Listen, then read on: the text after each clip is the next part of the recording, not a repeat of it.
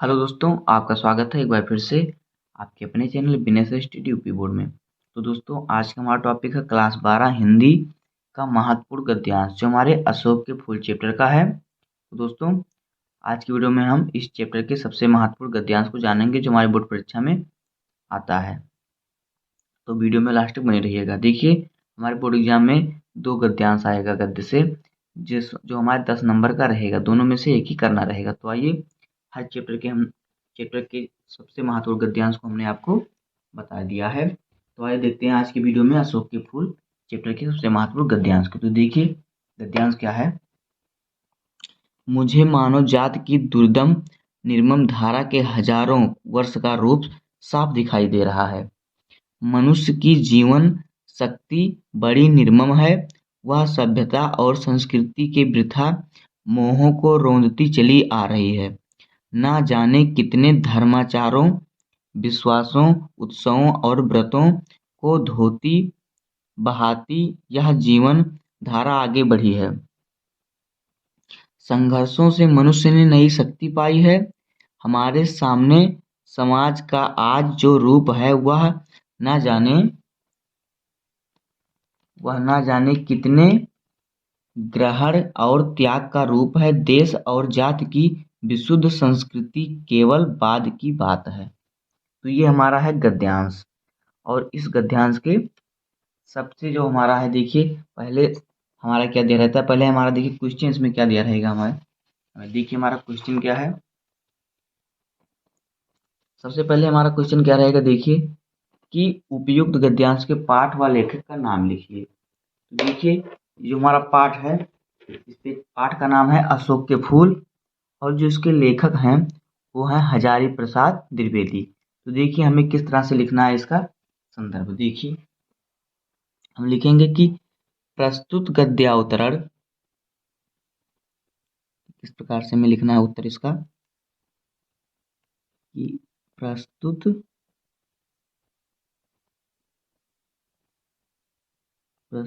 गद्य अवतरण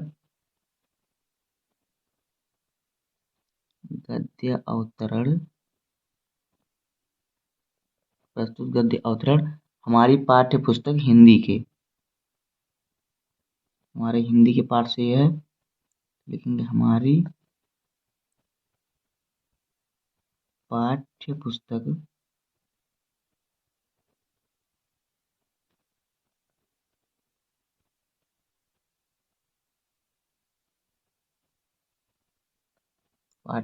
हिंदी के गद्य भाग से, गद्य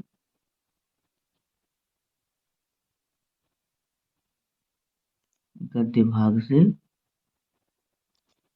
से क्या संकलित है या अवतरित है। आप देखेंगे संकलित है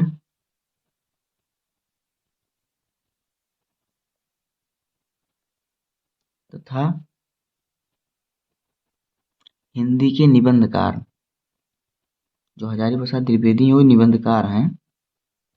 हिंदी के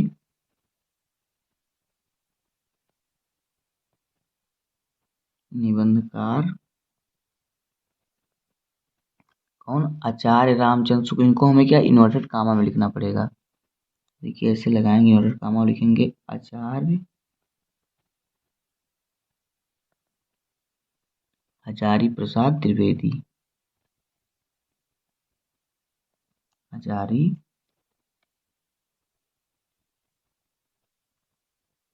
प्रसाद द्विवेदी द्वारा लिखित या रचित। तो ये लिखित, हमें गद्य में लिखित लिखना है और पद्य में रचित लिखना है। तो देखिए, द्वारा क्या लिखेंगे, लिखित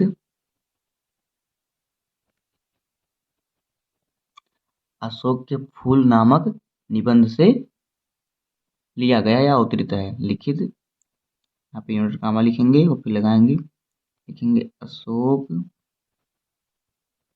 के फूल, बंद करेंगे, निबंध से अवतरित है।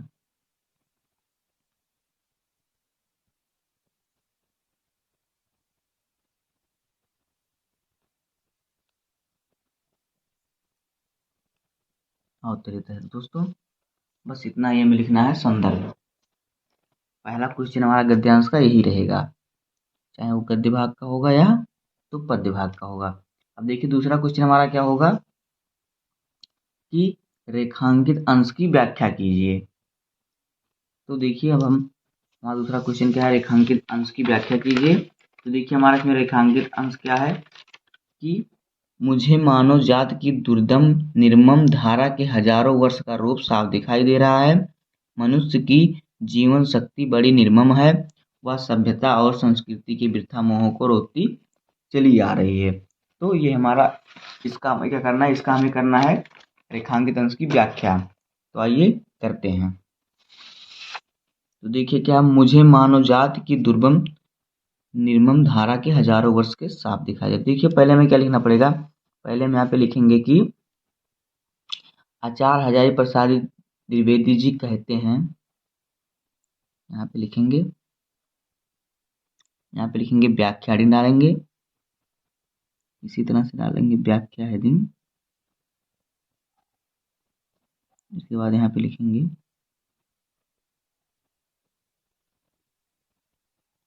कि हजारी प्रसाद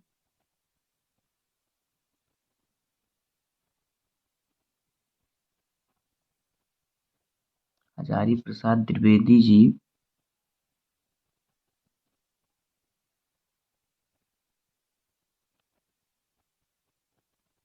कह रहे हैं कि क्या कह रहे हैं, देखिए कह रहे हैं कि यहाँ पे क्या, मुझे मानव जात की दुर्दम निर्मम धारा के हजारों वर्ष का रूप साफ दिखाई दे रहा है।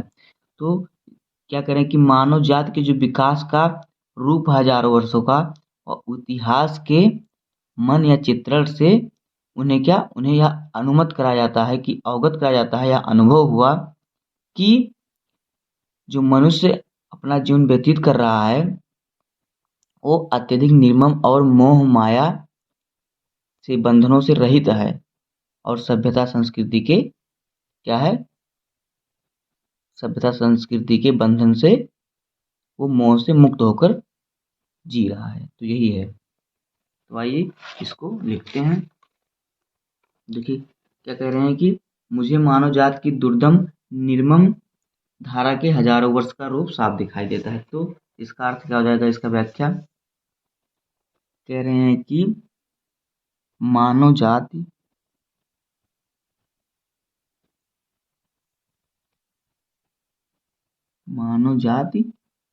के विकास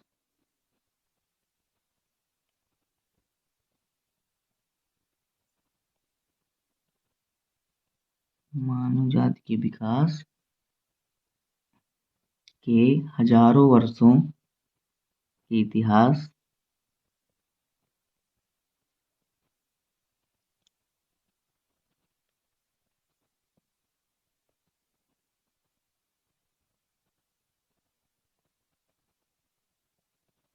हजारों वर्षों के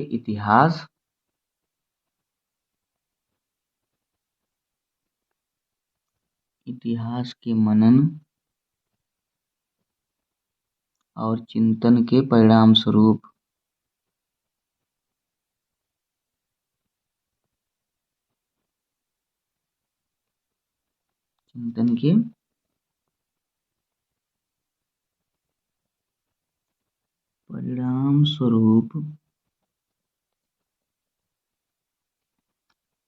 परिणाम स्वरूप देखिए क्या हुआ, उन्होंने यह अनुभव किया, किसने, हजारी प्रसाद द्विवेदी ने यह अनुभव किया, क्या उन्होंने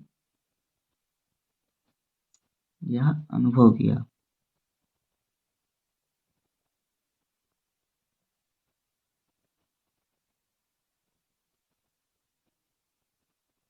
क्या अनुभव किया, वह सभ्यता और संस्कृति के वृथा मोहों को रोकती चली आ रही है। मनुष्य की जीवन शक्ति जो है बड़ी निर्मम है या बड़ी कठिन है। तो यहाँ पे लिखेंगे इसका अर्थ कि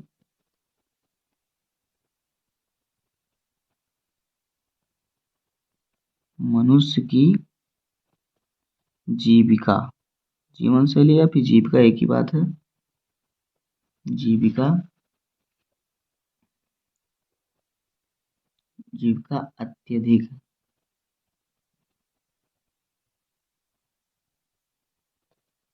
अत्यधिक क्या, अत्यधिक निर्मम, निर्मम है और क्या है, निर्मम और मोहमाया से रहित है।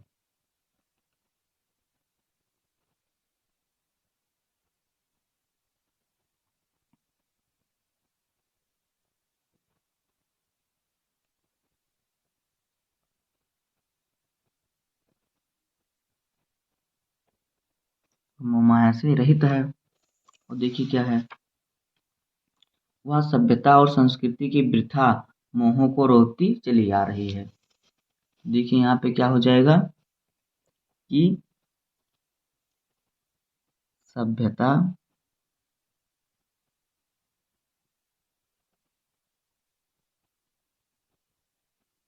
और संस्कृति,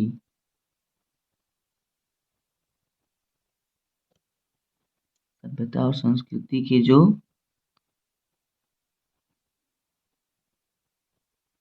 जो बंधन हैं,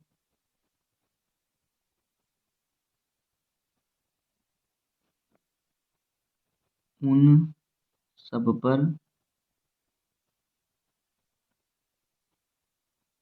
बिना ध्यान दिए आगे बढ़ गई है।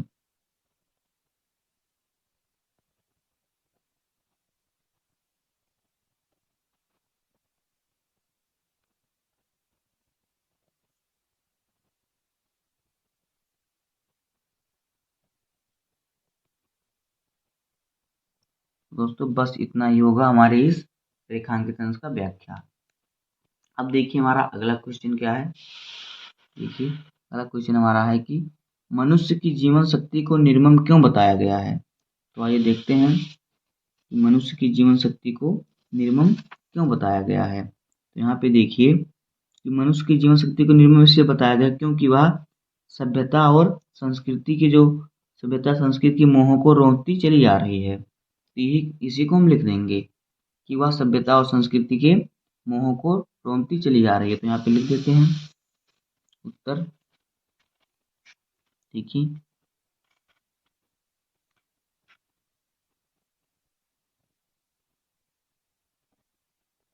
मनुष्य की जीवन शक्ति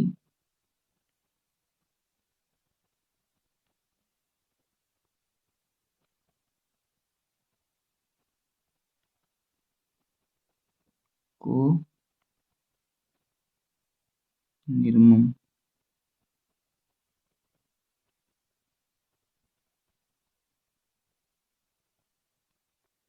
इसलिए बताया गया है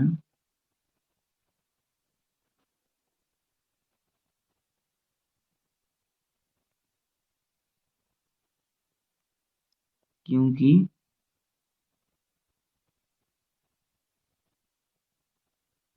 वह सभ्यता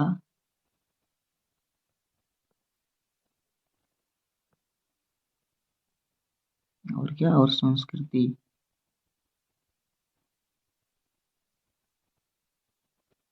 जो हमारी सभ्यता और संस्कृति है उस पर ध्यान नहीं दे रही है। तो यहीं पे लिख देंगे सभ्यता और संस्कृति को के मोहों को रोकती चली आ रही है। तो उसी में से हमें ढूंढ के लिखना है बस, मोहों को रोकती चली आ रही है।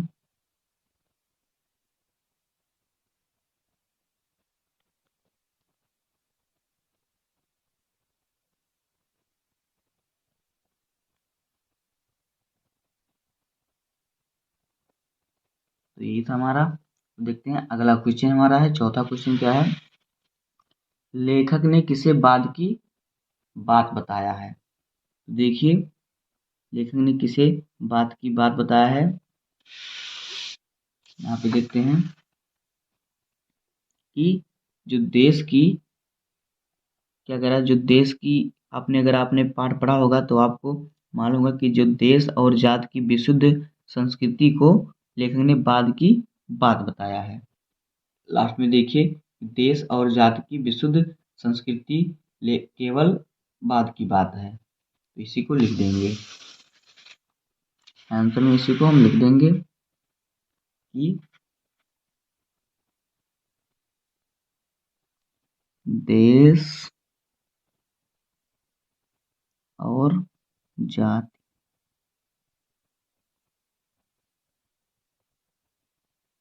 देश और जाति की विशुद्ध संस्कृति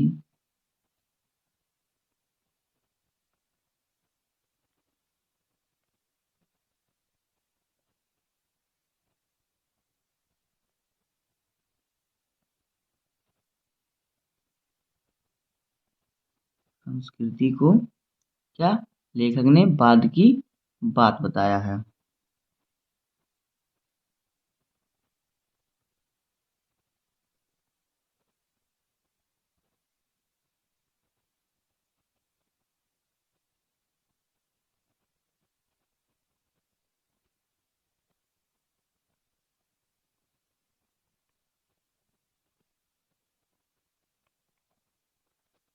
बात बताया है। अब देखिए अगला क्वेश्चन देखिए हमारा क्या है, ग्रहण और त्याग का रूप क्या है। तो यहाँ पे देखते हैं ग्रहण और त्याग का रूप क्या है। इसमें देखिए कि हमारे सामने समाज का आज जो रूप है वह न जाने कितने ग्रहण और त्याग का रूप है। तो वर्तमान समय में जो समाज का रूप है वही क्या है, ग्रहण, समाज का ग्रहण और त्याग का रूप है। तो यहाँ पे लिख देंगे, देखिए यहाँ पे लिख देंगे कि सॉरी यहाँ पे देखिए लिख देते हैं कि वर्तमान में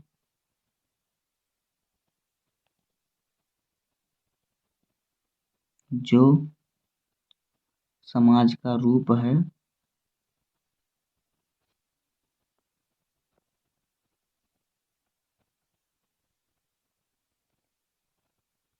वही क्या है, वही ग्रहण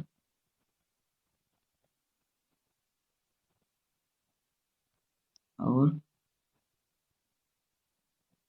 त्याग का रूप है। तो बस इतना ही। तो बस आप देख लीजिए एक बार और आंसर। तो बस दोस्तों उम्मीद है कि आपको यह टॉपिक अच्छी तरह समझ में आ गया होगा। अगर आपको वीडियो पसंद आया हो तो वीडियो को लाइक कर दीजिएगा और चैनल पर नए हैं तो सब्सक्राइब कर लीजिए। मिलते हैं किसी नेक्स्ट वीडियो में। धन्यवाद।